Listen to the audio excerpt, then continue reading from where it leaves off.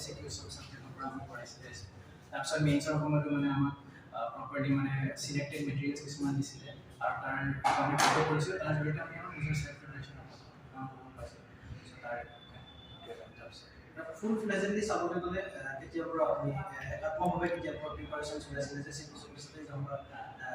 APSC কাৰণে preparation চলাম একাত্মক কেতিয়া হৈছিলে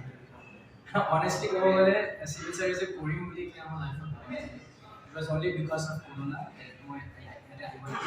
so by professional মই টেবল টেনিছ শিকিলোঁ কোভিডৰ আগত মই জাৰ্মানীত আছিলোঁ তাৰপিছত কোভিডৰ টাইমত মই ইয়াতে আহিব লগা হ'ল তাৰপিছত একো স্পৰ্টছ এক্টিভিটি হোৱা নাছিলে তাৰপিছত 2 বছৰ ইনএক্টিভিটি আছিল so তাৰ বাবে মই দেউতাই ক'লে যে why don't you try for civil service but তেতিয়াও মানে মই এটা ভিতৰৰ পৰা এনেকুৱা অহা নাছিল because sports was something which like my last 15 years পৰা কৰি আছোঁ but then মোৰ লাগিলে এনে বহি আছোঁ একো কৰা নাই আৰু মোৰ পঢ়াৰ ইণ্টাৰেষ্ট আছিল মই graduation Saint Stephen's college new দিল্লীৰ পৰা কৰিছোঁ so তেতিয়া মই দেখিছোঁ আৰু লগৰকেইটা চব গোটেইকেইটা প্ৰিপেয়াৰ হৈ থাকে UPSC বেলেগ বেলেগ ষ্টেজৰ পৰা মই কিন্তু তেনেকুৱা ইণ্টাৰেষ্ট নাছিল বাট ফাইনেলি যেতিয়া দেউতাই ক'লে আৰু অলপ পুছ কৰিলে কৰিছা দিছা হ'ব পাৰে তাৰপিছত মই এতিয়া আৰু মই যেতিয়া এজ এ স্পৰ্টছমেন আমি জানো যেতিয়া মই সোমাওঁ তেতিয়া 100% সোমাওঁ তেতিয়া মই ফুল ফ্লেজেডলি অলমষ্ট 10 months মান দিলোঁ তাৰপিছত স্পৰ্টছ আৰু দুটা বেলেঞ্চ কৰি চলি থাকিলোঁ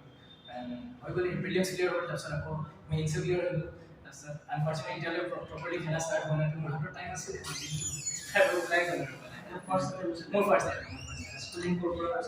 স্কুলিং মই স্পৰ্টছৰ কাৰণে মোৰ বহুত স্কুল চেঞ্জ হৈছে ষ্টাৰ্টিঙত মই হাই স্কুল আছিলে আমাৰ গুলবাৰী তাতে চৰাফাটি তাতে আছিলে ডন বস্কোত এবছৰ কৰিলোঁ তাৰপিছত